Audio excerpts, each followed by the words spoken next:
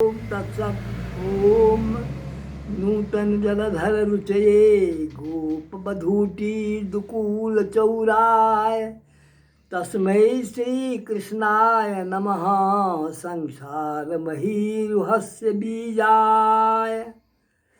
परब्रह्म परमेश्वर ओ मात्र सत्य छथि। हम सब जे संसार में छी, एहि संसार के नश्वर झूठ मानल गेलै है, असत्य मानल गेलै है। अवस्था 4 गोट होइ छै, ताहिमे हम आइ वृद्धावस्थाक सम्बन्धमे किछु अपन हम मनोभाव व्यक्त करब।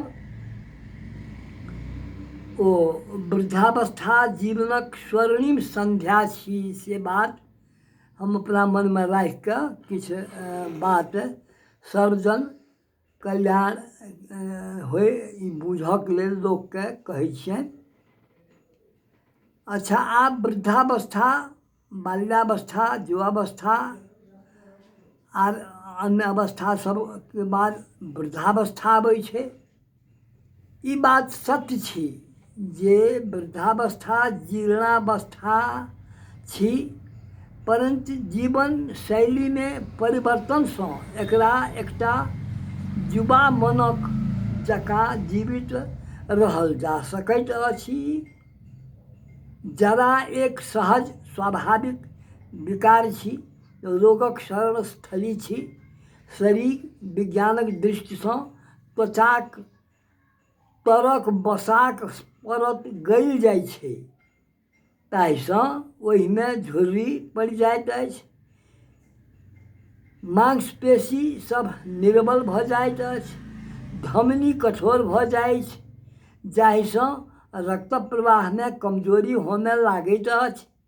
हड्डी पोलापन होमय लागैत अछि, जोड़ सब में दर्द होमय लागैत अछि, दाँत कमजोर भऽ जाइ छै, आमाशय तथा आंत सभमे पाचक रस सभक कमी होमय लागैत अछि।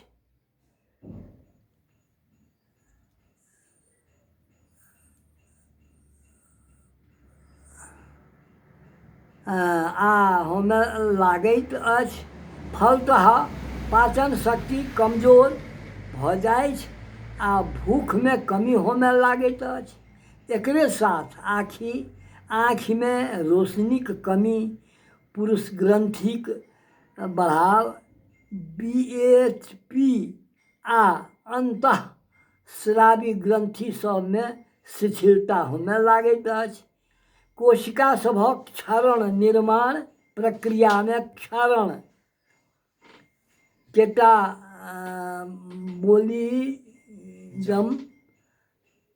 के अधिकतासँ शरीरक कृशता तथा मस्तिष्क में न्यूरॉन के क्षरणसँ स्मरण शक्ति, एकाग्रता, श्रवण शक्ति, तात्कालिक क्रिया में गिरावट, चिड़चिड़ापन, सामाजिक जीवनसँ कटाव आदि विकार होमय लागैत अछि। एहन शारीरिक क्रियासँ वृद्ध व्यक्ति अपन मन में दीन भावक प्रवेश भेलासँ मनसँ हारि जाइत अछि।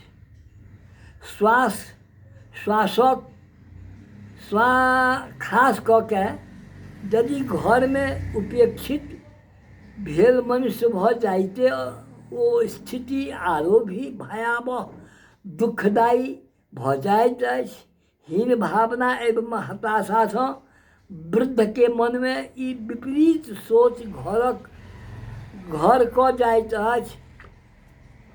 उम्र ढललके कदर घटल, घर में भारस्वरूप घर बाहर कतहु प्रेम नहि होइ छै।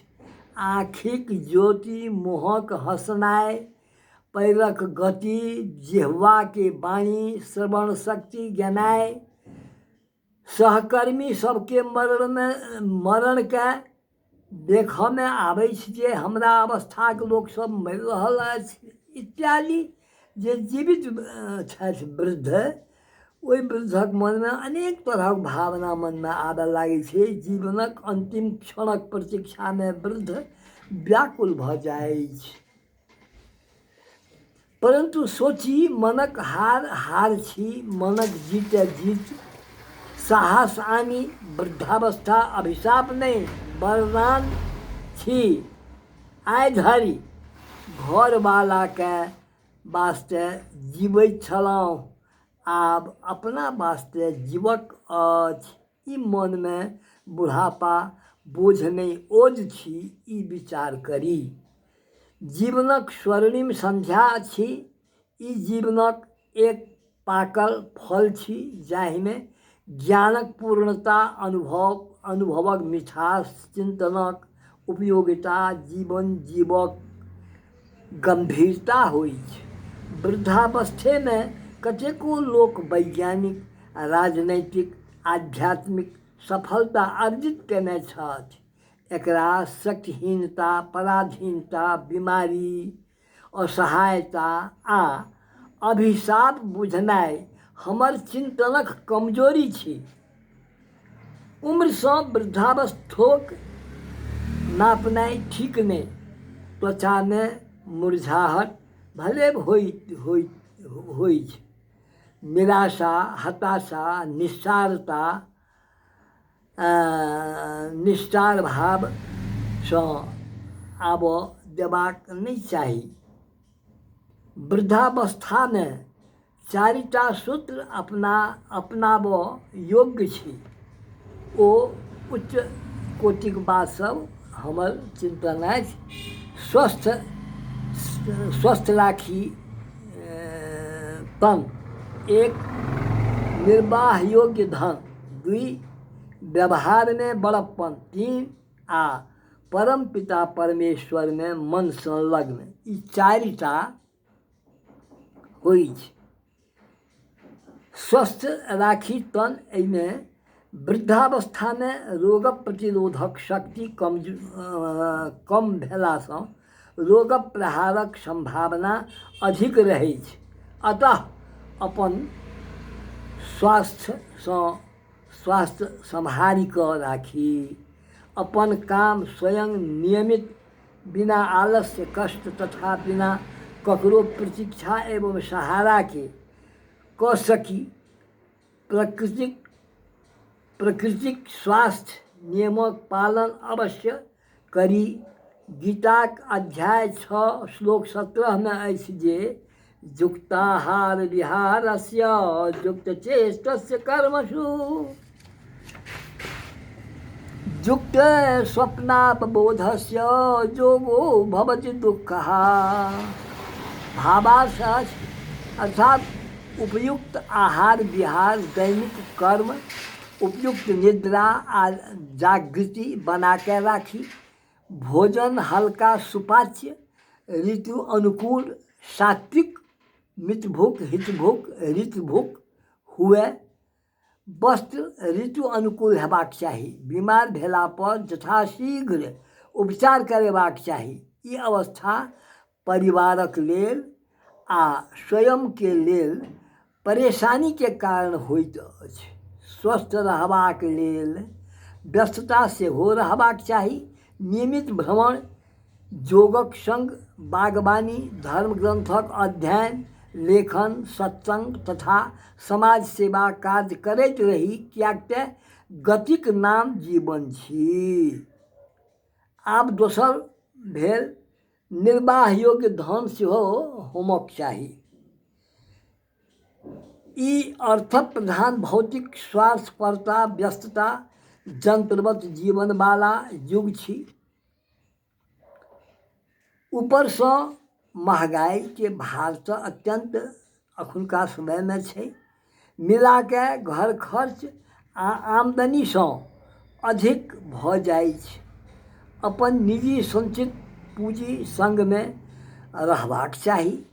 भोजन, औषधि दान, दक्षिणा, सत्संग, तीर्थ दर्शनादि हेतु बेटा पर आश्रित नहीं होय से नीक बात। तेसर भेल व्यवहार में बड़प्पन। एही अवस्था में कुटुंब परिवार सँ मिलल जुलल रही, प्रेम सबसँ राखी, तखने प्रेम भेटत। पछतावा नहीं करी, हम बहुत केलहुँ, हमरा बदला नहीं भेटल, यही विचार के छोड़ि दिए। समस्त परिवारक उपेक्षा सँ चिंता नहीं करी। कतबो उपेक्षा हुए तैयो चिंतित नहीं होय। कियो अपमानो केलक तऽ दुखी नहीं होय। परिवार के अपना हिसाब सँ चलाबिए से नीक थिक। सहज सभ रही।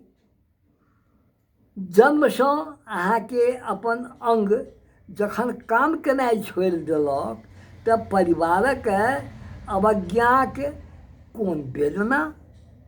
सदा संतुष्ट रही, क्रोध नहीं करी।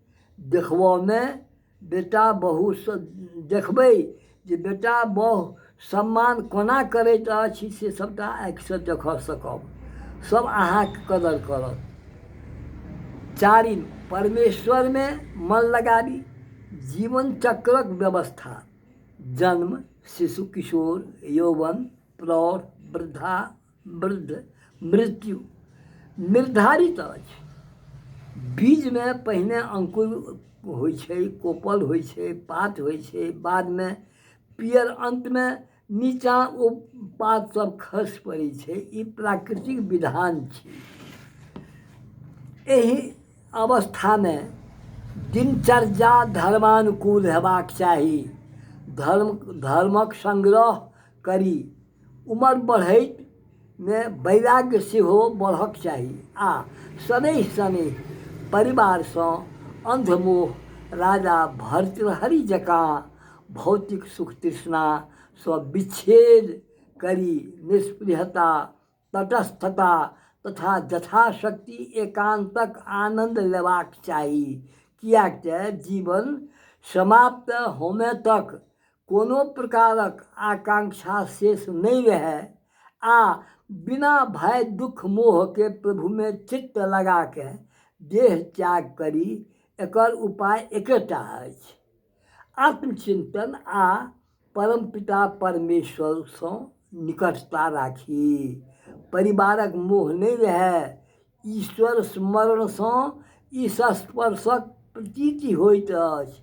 एहि विशेष ऊर्जा के आभास एक विशेष ऊर्जाक आभास होइत अछि। एक अलगे संतुष्टि तथा तृप्ति भेटैत अछि। परमात्माक भक्तिये एकमात्र विकल्प अछि। वृद्धावस्था में शांति इस चिंतनक सिवा कतौ नहीं अछि। एतऽ जैठाम हमर घर दरवाजा अछि बा अपना लोक सब अछि, अपन परिवार अछि, एतऽ शांति कतऽ भेटत। अशांति मात्र अधिक देखऽमे अबै छै। ई जानैत शांति हरिहर स्मरण करैत जीवन बिताबी। किछुए काल में ईश्वर आबि जेताह, मुक्त भऽ जायब। हुनक स्पर्श होइत देरी दुनियाक चिंता चल जायत।